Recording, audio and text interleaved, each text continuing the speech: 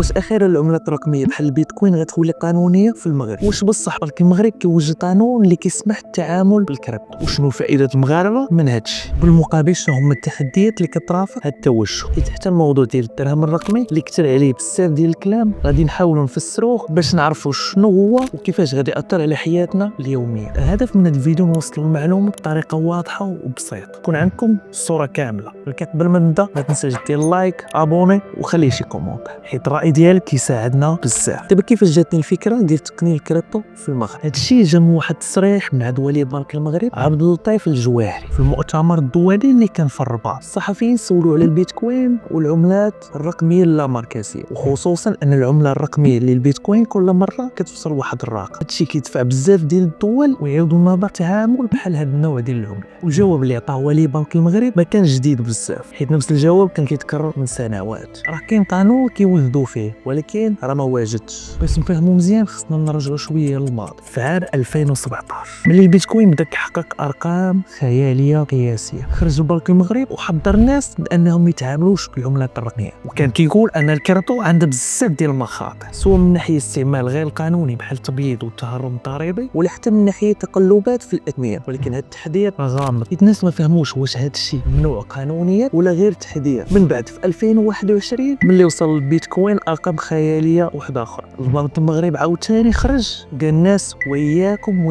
الكريبتو. ولكن هذا التحذير كان عنده اسباب منطقيه، حيت النصابه استغلوا العملات الرقميه ودخلوا في اشعارات باش يجروا الناس ويدخلوا في ديك العمله، ونتيجه بزاف ديال المغاربه خسروا فلوسهم في هذه المشاريع واللي اصلا ما كايناش. ولكن واخا التحذيرات ولي بنك المغرب اكد بانهم كيوجدوا قانون العملات الرقميه، وهذا القانون كيهدف تنظيم التعاملات باش يولي قانوني وامن. السؤال اللي غيبقى مطروح شنو الجديد اللي غيجيب هذا القانون؟ واخا كاع التحذيرات احصائيات كتقول المغاربه هما اكثر شعوب اللي كيستعملوا الكريبتو، احصائيات اخرى كتقول 1,800,000 مغربي كيستعمل الكريبتو، وهذا الرقم كيعني المغرب كيتواجد في الرتبه 13 عالميا بالنسبه للناس اللي كيملكوا العملات الرقميه. انا صراحه صدمني هذا الرقم حيت ما كنتوقعش 13 عالم، وهذا الشيء كيبين للمغاربه انهم مهتمين بالكريبتو، وهذا اهتمام كيدفع بنك المغرب انه ينظم السوق بشكل رسمي. ولكن واش التنظيم ديال الكريبتو في المغرب سهل؟ الجواب لا. المغرب اصلا عنده تحديات اقتصاديه صحيحه، وخصوصا مع العمله الصعبه عكس الدول بحال اوروبا وامريكا اللي كيطبعوا فلوس جمله. المغرب ما عندوش نفس الحريه وكيحاول يحمي احتياطي من العمله الاجنبيه، وهذا الشيء علاش اي قانون خد بعين الاعتبار ليكيليبر ما بين تسهيل التعامل بالكريبتو وحمايه الاقتصاد الوطني. دابا ندويو على الدرهم الالكتروني. قول لي انت واش انت مع ولا ضد العملات الرقميه؟ خلي لي في كومونت.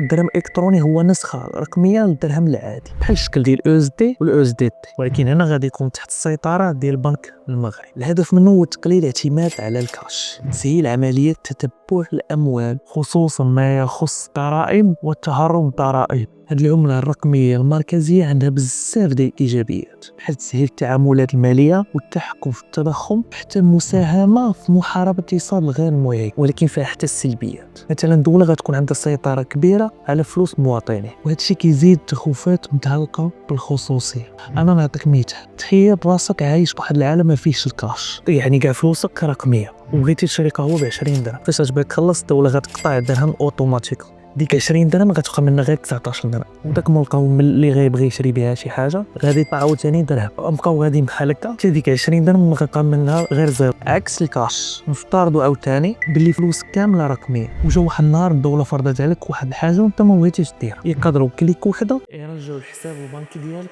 زيرو ديالك. غتكون دابا فهمتيني. كاينين شي دول بحال الصين كاينه السياسه مش حال هادي، مثلا فرنسا الا خلصتي 1000 اورو بالكاش غتخلص غرامه ماليه ديال 5% من المبلغ اللي خلصتي منه بالكاش. او هكذا نكون وصلنا لنهايه الفيديو. من فهمتوا شويه الموضوع، حتى الشيء باقي شويه فيه الغموض، باقيين شي حوايج ما مفهومش. قولوا لي اش بان لكم الدرهم الرقمي في الكومونتير، خلي معك لايك ابوني وطحان.